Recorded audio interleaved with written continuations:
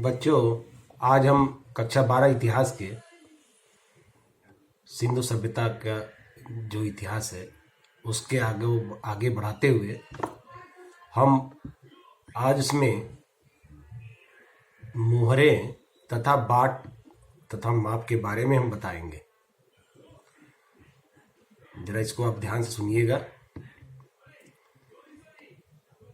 जो मुहरें प्राप्त हुई थी सिंधु घाटी सभ्यता से, लगभग 2000 मुहरें प्राप्त थी, जिसमें से सबसे अधिक मुहरें 5,500 मोहनजोदड़ो से प्राप्त हुई थी। इन मोहरों का निर्माण सेलखेड़ी पत्थर से किया गया था। उसको कूटकर पीसकर आकार दिया जाता था। आकार देने के बाद उस चीज को मोहरों का उस पर पृष्ठांकन किया जाता था। मोहरों के पृष्ठांकन में मतलब जो आकृति बनाई जाती थी वो एक सिंगी शिव की, भैंस, बाघ, बकरी इत्यादि की मुहरें बनाई जाती थी। सबसे बड़ी चीज थी कि ये मोहरें सिलखेड़ी से प्राप्त होती थी। लोथल और देसलपुर से तांबे की मोहरें प्राप्त हुई हैं।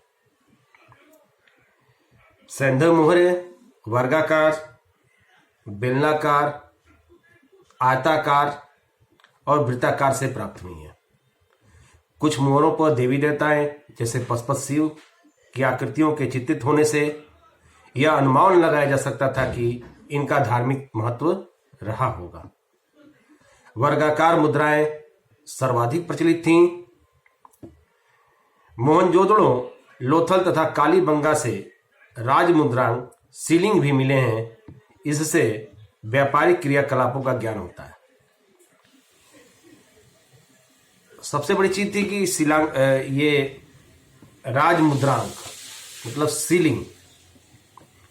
आपने देखा होगा इस समय जो हम लोग कभी किसी चीज को सील करते हैं तो जो हमारे पास तांबे की एक सील करने वाली एक सामग्री होती है, उसके साथ हम लाख की जो लाल इतनी लंबी लंबी लाख की जो बनी होती हैं, उससे हम क्या करते हैं, उसको गर्म करते हैं और उस पर सील लगाते हैं, जो कि अधिकतर भारत सरकार की मुहर उस पर लगी रहती है या कुछ उस पर लिखा रहता है। ये सील इसलिए किया जाता है क्योंकि वो गोपनीय चीजें होती हैं, कोई लोग उसको खोल लें या न खोल, लोग उसको खोल नहीं पाए, इस कारण से वो जो सील की जाती है उसको उस समय राजमुद्रांक भी बोला जाता था। क्योंकि राजमुद्रांक वो सील जो बनती थी वो जरूरी नहीं था कि उस समय ये सिंधु मुहरे पर प्राप्त जो पशुपत शिव की या अन्य जो की सबकी बनी हुई थी उस चीजों पर उनका सील हो। जैसे बाद में उन्होंने आपके इस किताब में एक चित्र भी दिया हुआ है, उस किताब के चित्र में उस पर सील जो है एक सिंही सांड का सील दिखाई दे रहा है आपके किताब में।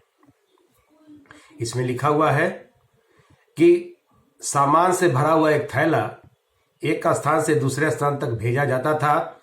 उसका मुख रस्सी से बांधा गया और गांठ पर थोड़ी सी गिल्ली मिट्टी जमा कर एक या अधिक मोहरों से दबाया गया, जिससे मिट्टी पर मोहरों की छाप पड़ गई। यदि इस थैले के अपने गंतव्य स्थान पहुंचने तक मुद्रांकन अक्षुण्ण मतलब जब तक रहा, तो इसका अर्थ है कि थैले से किसी भी प्रकार की छेड़छाड़ नहीं की गई थी। मुद्रांकन से प्रेषक की पहचान का भी पता चलता था। जैसे आजकल हम अभी आपको आसान तरीका बताएं, जब पोस्ट ऑफिस के जो थैले होते हैं वो थैले जब आप मान लीजिए शंकरगढ़ से उसको प्रयागराज जाना है, जितनी शंकरगढ़ से लेटर डिस्पैच होंगे, मतलब उसमें आपने अपने लेटर बॉक्स में अपना पत्र कोई डाला है, तो उसको सारे थैलों को एक प्रयागराज के भेजने के लिए एक बड़े से थैले में उसको डालकर सारे लेटर को, और ऊपर रस्सी बांध कर और उसको सील मोहर किया जाता है, जिससे, और वो थैला सीधे प्रयागराज के मेन पोस्ट ऑफिस में खुलता है। अगर बीच में उसमें छेड़छाड़ हो गई, खुल गया, तो ये मान लिया जाता है कि थैले से इसमें छेड़छाड़ हुई है, किसी भी पत्र से जो उसके अंदर पत्र दूसरों के हैं उससे छेड़छाड़ हुई है। इसी छेड़छाड़ को रोकने के लिए यह व्यवस्था अपनाई गई थी।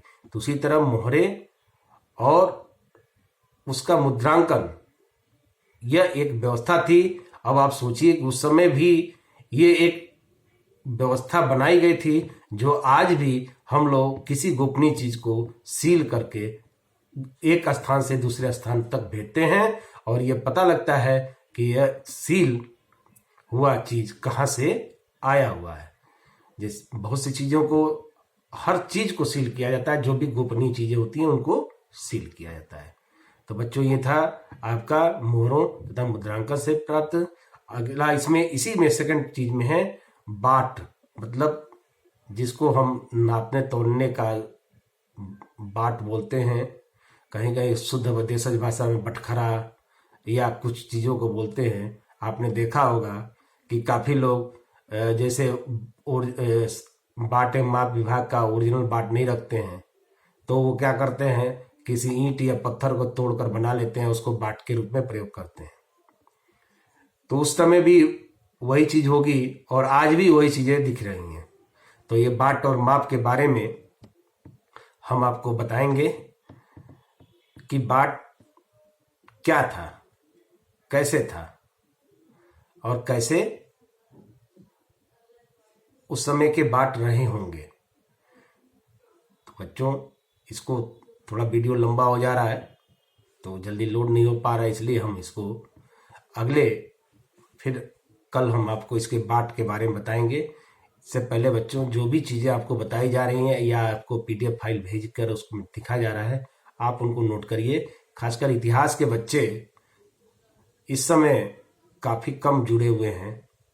अगर आपके आसपास अन्य बच्चे भी हों, जो भी लोग इतिहास पढ़ते थे कक्षा 11 में, उनसे आप उनका, अगर आपका फ़ोन नंबर उनके पास हो तो बताइए कि आप उस समय इतिहास के क्लासेस चल रहे हैं, आप सुबह 9 से 10 के बीच में उससे आप जुड़िए।